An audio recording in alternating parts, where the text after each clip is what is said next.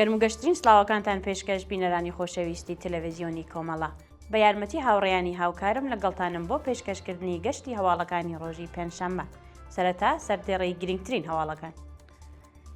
درێژەی هێرشە ئاسمانی و موشکیەکان بۆ سەر ئێران و ڕۆژهەڵاتی کوردستان، بەردەوامی هێرشەکان بۆ سەر بارەگای حیزبەکانی ڕۆژهەڵاتی کوردستان، لە سێدارەدانی سێ هاوڵاتی دەست بەسەرکراو لە ڕەوتی ناڕەزایەتیەکانی مانگی بەفرانبار، میلیتاریزەکردنی ناوچە جیاوازەکانی ڕۆژهەڵاتی کوردستان و هێرشی ڕژیمی کۆماری ئیسلامی بۆ سەر وڵاتانی دراوسێ.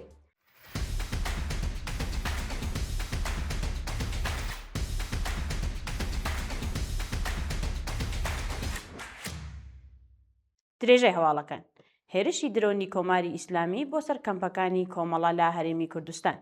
دوای نیوەڕۆی ئەمڕۆ ڕژیمی کۆماری ئیسلامی بە چەند درۆنی ئینتحاری هێرشیان کردووەتە سەر کەمپەکانی کۆمەڵە لە ناوچەی سوورداش لە هەرێمی کوردستان. بەڵام بەپێی زانیاریەکان هێندێک لە درۆنەکان پێش گەیشتن بە ئامانجەکانیان تەقینراوەتەوە.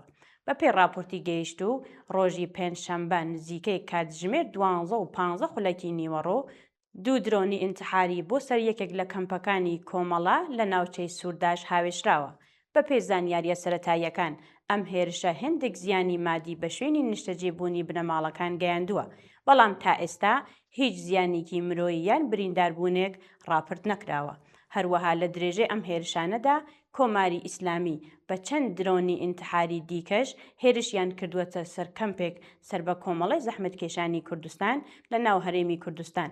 لە هەمان کاتدا زانیاریەکان ئاماژە بەوە دەکەن کە لانی کەم یەکێک لە درۆنەکان لە ئاسماندا تەقینراوەتەوە و زیانێک بە شوێنەکان نەگەیشتووە.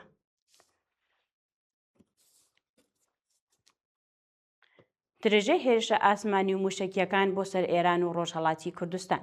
لە ماوەی 24 کاتژمێری ڕابردوودا هێرشە ئاسمانی و موشکیەکان بۆ سەر ناوچە جیاوازەکانی ئێران و ڕۆژهەڵاتی کوردستان بە شێوەیەکی بەرچاو زیادی کردووە و ژمارەیەکی زۆر لە پێگە سەربازیەکان کرانە ئامانج. بەپێی زانیاریەکان هێزی ئاسمانی ئیسرائیل ڕایگەیاندووە کە لە چوارچێوەی ئۆپراسیۆنێکی وردی هەواڵگریدا پتر لە 200 پێگەی سەربازی لە ناوچە جیاوازەکان کرانە ئامانج کە لە نێوانیاندا کۆگاکانی موشکی بالیستیک، سەکۆکانی هاوێشتنی درۆن و سیستەمی بەرگری ئاسمانی بوونیان هەیە. هەروەها لە هێرشێکی جیاوازدا 5 کەس لە هێزەکانی سەر بە حکوومەتی ئێران لە ناوچەی ڕۆژئاوای وڵات کوژران. لە هەمان کاتدا هێرشەکان بۆ سەر تاران و ناوچەکانی دیکە وەک مهراباد، تێهرانسەر و نارمەکی تاران بەردەوام و چەندین تەقینەوەی بەهێز تۆمار کراون. لە لایەکی دیکەوە هێرش بۆ سەر بنکەیەکی بەسیج و هەروەها بە ئامانجگرتنی شوێنی کۆبوونەوەی فەرماندەکانی هەنگی مەرزی لە سنە راپۆرت کراوە. هاوکات لە شاری پیرانشار لانی کەم 10 ئەندامی هێزەکانی هەنگی مەرزی لە ئەنجامی هێرشی ئاسمانی کوژراون و چەند کەسی دیکەش بریندار بوون. بەپێی دوایین هەواڵەکان لەلایەن ئەرتەشی ئەمریکا و ئیسرائیلەوە لەنگەرگەکانی کۆماری ئیسلامی لە دەریای خەزەر هێرش کراوەتە سەریان کە بەهۆیەوە 3 کەشتی جەنگی لە ئاگردا سوتاون و چەندین کەشتی دیکەش زیانی بەرچاویان پێگەیشتووە. بەردەوامی هێرشەکان بۆ سەر بارەگای حیزبەکانی ڕۆژهەڵاتی کوردستان. ڕۆژی ڕابردوو لە درێژەیە گرژی و ئاڵۆزیەکانی ناوچەکەدا بارەگاکانی حیزبی دیموکراتی کوردستانی ئێران لە چەند هێرشێکی درۆنیدا بە توندی کرایە ئامانج. بەپێی زانیاریە نوێیەکان کاتژمێر 9:20 خولەکی شەوی ڕابردوو سپای پاسداران بە 3 موشکی دیکە کەمپی نیشتەجێبوونی بنەماڵەکانی حیزبی دیموکراتی کوردستانی ئێرانی لە نزیک شاری کۆیا کردە ئامانج. هەروەها راپۆرتەکان باس لەوە دەکەن کە تەنیا لە ماوەی 1 ڕۆژدا 6 جار بە موشک و درۆن هێرش کراوەتە سەر ئەو ناوچەیە و شوێنی حەوانەوەی بنەماڵەکانیش زیانی زۆری پێگەیشتووە.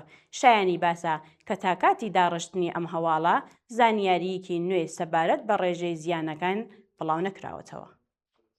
لە سێدارەدانی سێ هاوڵاتی دەست بەسەرکراو لە ڕەوتی ناڕەزایەتیەکانی مانگی بەفرانبار ڕۆژی ڕابردوو لە بەردەوامی شەپۆلی لە سێدارەدانی بەندکراوان لە ئێران 3 دەست بەسەرکراوی ڕەوتی ناڕەزایەتیەکانی مانگی بەفرانبار لەلایەن دەستگای قەزای ڕژیمەوە ئەعدام کران. بەپێی ڕاگەیاندنی ئاژانسی میزان سەر بە دەستگای قەزای ڕژیم ئەم 3 کەسە بە ناوەکانی مەهدی قاسمی، ساڵح محەممەدی و سەعید داودی بە تۆمەتی محاربە و بەشداری لە کوژرانی دوو ئەندامی هێزە ئەمنیەکان لە خۆپیشاندانەکاندا سزای سێدارەیان بەسەردا سەپێنرا بوو. شایانی باسە کە لە سێدارەدانی ئەو سێ بەندکراوە لە پێش چاوی هەمووان ئەنجام دراوە و ئەمەش بووەتە هۆی تووڕەیی زۆرتری خەڵکی ناڕازی. ملیتاریزەکردنی ناوچە جیاوازەکانی ڕۆژهەڵاتی کوردستان. بە پێی راپۆرتی گەیشت و ڕژیمی کۆماری ئیسلامی بە ملیتاریزەکردنی شارە جیاوازەکانی ڕۆژهەڵاتی کوردستان و هەروەها بەکارهێنانی هاوڵاتیان وەکو قەڵخانی مرۆیی ژیانی دانیشتوانی کوردستانی بە تەواوی خستووەتە مەترسیەوە. بە پێی دوای نزانیاریەکان لە شارەکانی سەردەشت، پاوە، ڕەوانسەر، کرماشان، مەهاباد، سەقز، مەریوان و بانە شوێنە گشتیەکان وەک قوتابخانەکان و زانکۆکان لەگەڵ مزگەوت و هۆڵە وەرزشیەکان بۆ جێگیرکردنی هێزە سەربازیەکان و گواستنەوەی چەک بەکارهێنراون. ئەم هەنگاوانە لە کاتێکدا کە بە پێ یاساکانی نێودەوڵەتی بە تایبەتی کۆنسیۆنی چوارەمی ژنیف جیاکردنەوەی شوێنە سەربازی و ناوچە مەدەنیەکان پێویستە.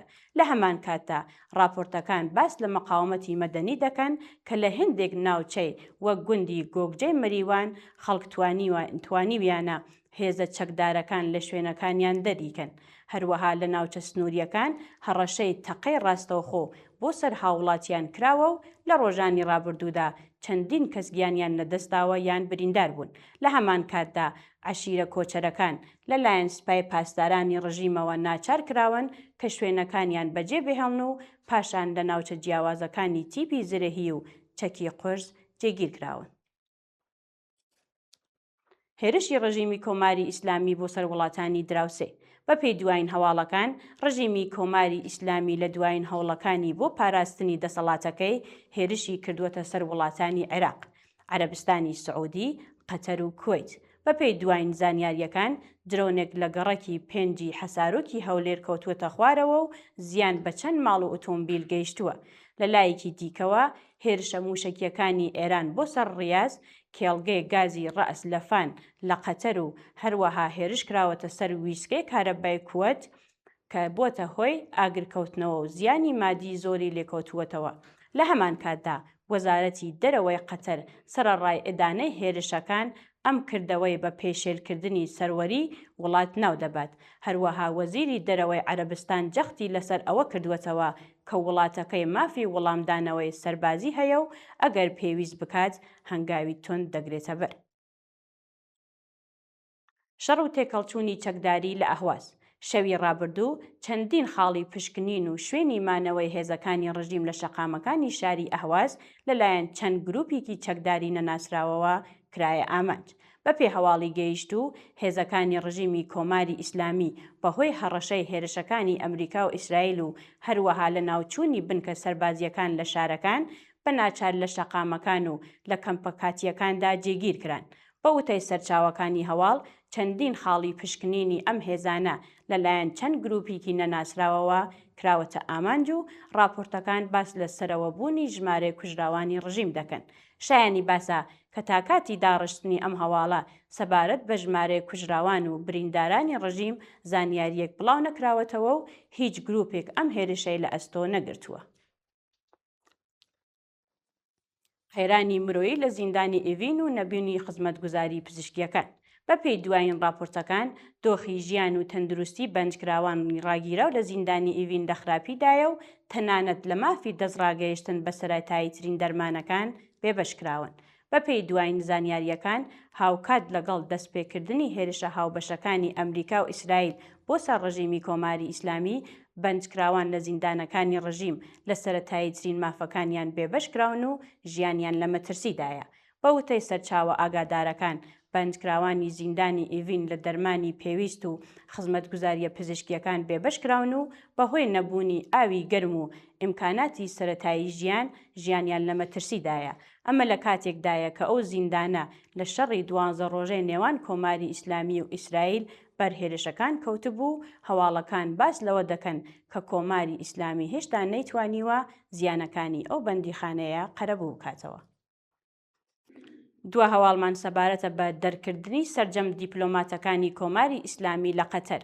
بە پێی دوایین هەواڵەکان دیپلۆماتکارانی کۆماری ئیسلامی لە وڵاتی قەتەر بەهۆی بەرزبوونەوەی ڕێژەی هێرشەکانی ڕژیم بۆ سەر ئەو وڵاتە دەرکراون. بەپێی ڕاگەیاندنی وەزارەتی دەرەوەی قەتەر بڕیار دراوە سەرجەم دیپلۆماتەکانی کۆماری ئیسلامی لە ماوەی 24 کاتژمێردا خاکی ئەو وڵاتە جێبهێڵن. قەتەر هەروەها هوشداری داوە کە ئەگەر گرژیەکان بەردەوام بن هەنگاوی تونتر دەگرێتە بەر و ئەم بڕیارە لە کاتێکدا هاتووەتە کە هێرشەکانی ئێران بۆ سەر دامەزراوە گرنگەکانی ناوچەکە کاردانەوەی توندی وڵاتانی کەنداوی هێناوەتە ئاراوە. بینەرانی عەزیز و خۆشەویست، هەواڵەکانتان پێشکەش کرا. کات و ساتێکی خۆش بۆ هەموو لایەکتان.